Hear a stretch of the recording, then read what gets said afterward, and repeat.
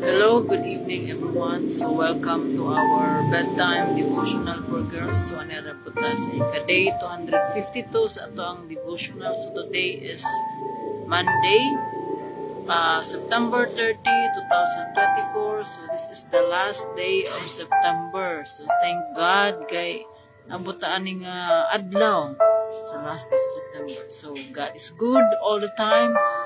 And all the time, God is good. So, ang atong topic karon is about encourage each other. So, ang word is nasa 1 Thessalonians chapter 5, verse 11. Yung din is, so encourage each other and give each other strength, just as you are doing now. So, let us pray. Father God in heaven, Lord, we glorify your name. Bless this word, Lord God. Ngayon mo ang ipadayag din ka na mo, Lord. Kini nga pulong, Lord God. Ngayon mo ay maghatag ka na mo. Magpaglaang, Lord God. Karoon ko mas mutubo sa mga pagtuod. Father God, ubanay kami. Gikan sa pagsugod doon sa pagtapos ni ini nga buluhaton. Nga ang imong pangalan mo ay madayig, mahimaya, at matubong, Lord. Wala kami mahimog, wala ikaw, Lord. Pasalua kami sa mga kalapasan. Tanggala, Lord God, ang whatever ng mga babag sa among pagtuon diha sa imong pulong. Mag-istorya ka kanamo, Lord. Puna kami sa imong balaang espiritu. Giyahi kami, tuduay kami, Lord God, sa imong pagkamatarong. Puna kami sa imong kaalam, Lord, ug kahibalo nga kami nga maminaw sa imong mensahe nga yung pag-ablihan ang mga hunahuna o kasing-kasing nga madinawaton sa imong pulong nga mas mulambo pa ang pagtuo na magmalig-on kami na amo ang paglakaw kauban ka may kadaasig, Lord, may gugma, may kalinaw, nalaygon ka, Lord, sa may katapusan. Ikaw ang mahimaya ang iyong tanan. Pinagtanan, Lord, ang pagi pasalamatan sa ngalan ni Jesus. Amen. So again, may gabi. So again, ato ang topic karon is encourage each other. So when other people are sad, what can we do? We can do our best to cheer them up by showing kindness and love. The Bible tells us that we must care for each other, and when everybody is happy, that's an easy thing to do. But when people are sad, for whatever reason, it's up to us to speak a kind word, or to offer a helping hand. Do you know someone who is discouraged or sad? If so, perhaps it's time to take matters into your own hands. Think of something you can do to cheer that person up, and then do it. You'll make two people happy. So, encouragement. So, encouragement is important. So, encouragement is necessary in our faith. Yung ganun siyang pulong nga, encourage each other and give each other strength. So, yung padre sa ihang sa Hebrews chapter 3, verse 13, ingon din hiyang, but encourage one another daily, as long as it is called today, so that none of you may be hardened by sin's deceitfulness. Morning is encouragement. O, ingon po ni Jesus sa John 16:33, in this world you will have trouble, but take heart, I have overcome the world. So, ang Ginoo nag-promise ka nato nga ayaw kabalaka tungod kay nabuntog na ni Jesus ang kalibutan. So mao ka na nga encouragement dako ni katabang gud sa ato na encouragement. Kay kung panahon nga dili magyud smooth sailing ang ato ang pagtuo sa Ginoo, ato ang kinabuhi as Christian. So encouragement makes it easier to live in a fallen world in a holy way. So, mga gina nga, lagi importante ganing mga encourager. So, naay padasig ka nato, So kanang ay kabala ka magina nga importante gayud nga magbasa kita sa pulong sa Ginoo because one way or the other kaning pulong sa Ginoo nga mao kini ang Ginoo mao po ni ma-encourage ka nato nga mag-comfort sa ato mao po ni magiya ka nato. So yung ganit diri sa iyang pulong atong gibasa nga encourage each other. So, but encourage one another daily. So, take heart dita ka angay mabalaka. Kay atong kuptan ang mga saad sa Ginoo nga dili gud ta niya biyaan niya pasagdan. So, ang encouragement also makes it easier to love like Jesus. So, encouragement gives us hope. So, mag-encourage nato. So, naagi na maghatag ka nato paglaom. Maghatag po nato, magtabang po nato ni encouragement through times of discipline and testing. So, mao na siya encouragement. So, ang encouragement po, mao na siya ang kanang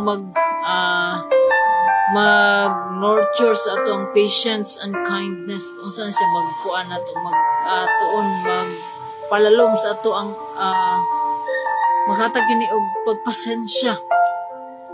So mao ning ang pag-encourage po is it makes it easier to sacrifice our own desires for the advancement of God's kingdom. So through this encouragement, encourage one another. So, through this encouragement, so it's easier to live a Christian life. Unsa ka kung walay mag-encourage, diba? Di man gyud ang atong kinabuhi. Kasi gani ako say, nagit tay panahon gayud nga maluya. But dili pud na pasabot nga magpakaluya na lang. Mao na siya is the process. Gi-process ang atong kinabuhi. Na ay time of wilderness ka ng murag feeling bitaw nato nga wala naglihok ang Ginoo. Okay na in God's silent He's still working. So even when we don't feel it, even when we don't see it, God is always working. So sa dili lang gyud ta makahibalo tungod kay ang kaalam sa Ginoo is lahi sa ato ang kaalam. So God moves in amazing ways. So, again nga, if we, kung again na, ang gusto sa Ginoo sa ato ang musaligyan ta niya. Musaligyan ta niya. Di kita pasagdan. Atong kuptan ang iyang mga saad. So, mao ka na mag-encourage na ito nga, Lord, maski pa man sa ato ang mga na-experience karon ng mga challenges, mga kasakit, mga problema. So, na ang Ginoo nga mag-encourage ka na to through His Word. So, mao na nga mangita taog insakto nga encourager. Dili bitaw ta nga matuta sa mga atong mga barkada, mga friends nga biskay mangayo ta og advice para ma-encourage ta, iduot naman hinuon. So, mao na nga mao na nga kanunay ko naga-share nga we should have a standard of living. So, mao ni siya ang ato ang sundon. We should have rules. We should have a standard of what we unsay ato ang sundon sa ato ang kinabuhi. So, mao kini ang pulong sa Ginoo. Make the word of God the standard. So, kani pong pag-encourage is God is reminding us sa iyang gugma ka nato. God is reminding us nga nahuman na niya og himo ang iyang part. So God iyahatang gina-remind nga gihigog mo ta pag-ayo sa Ginoo.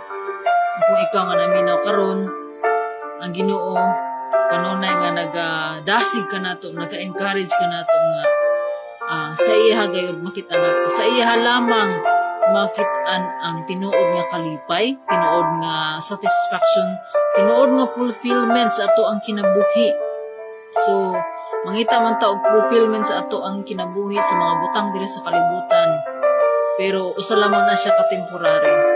So nay mga kung ang ato ang fulfillment atong satisfaction sa ato ang kinabuhi naka-anchor sa pulong sa Ginoo. So mo na nga tagaan gyud ta og insakto kayo nga kanang natay katagbawan sa atong mga gipangbuhat, natay fulfillment. Miski kana bitang may sa uban mga ginagmayra dili bitaw gani ma-appreciate.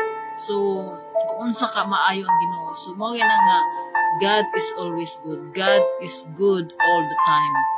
So maski unsa pa man ang mahitabo kanato, God is always good. Because in God's economy, there's always a reason in everything. So that we experience kung unsa man ang mga say maka-experience man tag mga kuanron mga discouragement, pero adunay katuyuan ng Ginoo na because God wants us to build us up. God wants us to depend on Him. God wants us to trust in Him. To have to be faithful sa Ginoo. So mao kana nga dili nato undangon mo ni nga kinahanglan nga ang Ginoo nagsugo kanato nga encourage each other. So kinsa man tong nagmaluyahon, kinsa man tong na discourage, so atong i-encourage nato. So kung natay gift of encouragement, because dili pud tanan tao na ay siya gift of encouragement. So tagusa ka nato natay tagsa ka mga gifts. So kung anaa kanimo na nga gift of encouragement, do it with a joyful heart. Kay sa po na sa kanang fulfillment kana bitaw makatabang ka by encouraging other people. It's also making us feel better. So mao na nga gusto nato nga naagid tay mahimo matabang maski pa lang sa mga words nga ato ang masulti sa mga tao nga nanginahanglan ini. So I pray nga nga kung ma-discourage man ta, so dili ta mawad-an ang paglaom. Atong ibuta ang ato ang paglaom diha sa Ginoo nga perpekto ug siya ang nagbuhat kanato, siya ang Ginoo nga gamhanan, siya ang adunay maayong plano matagos sa kanato. Mao kana ang iyang saad nga naa sa iyang pulong. So I encourage also nga kita nga nituo diha sa Ginoo, nituo kang Kristo nga magpadayon ta sa pagtuon sa iyang pulong, ibasahon nato iyang pulong, tun-an nato iyang pulong ug ato kini i-apply sa ato ang kinabuhi matag adlaw. Kay dili ta motubo ang ato ang pagtuo sa Ginoo kung igo lamang ta maminaw. So ang ato ang pagtuo motubo gayud ang atong pagtuo sa Ginoo kung magpadayon ta nga kung dili lamang ta mamina sa pulong, kung dili ato kining tuuhan ang pulong sa Ginoo ug ato pud kining i-apply sa ato ang kinabuhi. So mao kana nga part niya na is ang pag-encourage nato sa ato ang mga isig ka tao, sa atong mga isig ka believer. So sa mga tao nga naga-encourage, so mo na nga padayon ta kung unsa ang atong nasugdan. Kaya ang Ginoo dili ingon sa pulong sa Ginoo nga kung nasugdan gani sa Ginoo ang luhaton diha sa imong kinabuhi, iya gyud ning tapuson. So karon mas kung naka-feel man kang discouragement, ayaw ka down tungod kay part na sa ato ang growth as Christian. So maski hinahinay lamang ato ang pagtubo diha basta wala tinibuhi diha sa Ginoo. So ingon pa forward ug upward lang gyud. Ayaw pagpakwa. Ayaw na tan-awa ang mga nangagi tungod kay ang nangagi humana. So atong tan-awon kung unsa ang nasa unahan ang mga saad sa Ginoo nga iyang giandam kanato. So mao na nga let's encourage one another. Ayaw ka mo kawala sa paglaom tungod kay ang Ginoo anaa nag-uban kanato. Dili gid ta kung nakapuyan man ta, masay makapuyan man ta, kung nakapuyan man ta di mapahulay. Ay i-rest ang ato ang lawas. So kung nakapuyan man ta kung sa matong mga buluhaton, so take time to rest. Og ato pong salig diha sa Ginoo. Atong ihatag diha sa Ginoo ang atong mga kabuk-aton, mga concerns na to diri sa kinabuhi. Basig ato laman ang giluom mo nato gihatag sa Ginoo. Ug ang Ginoo mao nay maghatag og kalinaw sa ato ang kasing-kasing. So encourage everyone daily. So thank you, and to God be all the glory. So let us pray. Father God in heaven, Lord, daghang salamat, Lord God, sa imong pulong. Ikaw magapanalangin ini ug ang mga naminaw, Lord. Salamat sa pag-remind ka namo, Lord God, tungod sa imong dakong gugma nga gusto minimo nga maka-experience sa imong mga saad. Nabangi kami, Lord, to encourage one another, Lord God, nga kung wala say and also Lord, to encourage ourselves. Pinaagi sa imong pulong, ikaw magahatag ka na mo pagdasi. Salamat, Lord, sa mga tao nga imong gigamit, Lord God. Ngaron kami mas madasigon kami sa amo ang pag-alaga diha kanimo, sa among pagtuo diha kanimo nga dili kami mawad-an og paglaom, dili mas mulalumpa kami sa amo ang pagkinabuhi nga kauban ka sa amo ang among kinabuhi. Lord, sa mga naminaw ni ini nga mensahe, ikaw ang Ginoo nga maoy hikap sa ilahang mga kinabuhi. Abli lang mga kasing-kasing o gunahuna nga magdinawaton sa imuhang pulong. Na ikaw ang Ginoo nga may mahatag og tinuod nga paglaom, tinuod nga gugma o tinuod nga katagbawan, magipangita sa matag usa. Dalaygon ka, Lord, salamat sa imuhang paguban kanamo. Ikaw, Lord, mag-auban sa matag usa. Mamuhat ka, Lord God, aron daghan pa ang mabalik sa imong tiilan ug aron pa ang daghan pa ang mutuog ug madawat kang Ginoong Hesus. Salamat, Lord, imo ang tanang dungog, himayag mga pagdayeg kanimo lamang amahan sa ngalan ni Hesus. Amen. So good evening, everyone. So salamat og ang Ginoo magapanalangin kanatong tanan. God bless, good night, and see you tomorrow. Bye.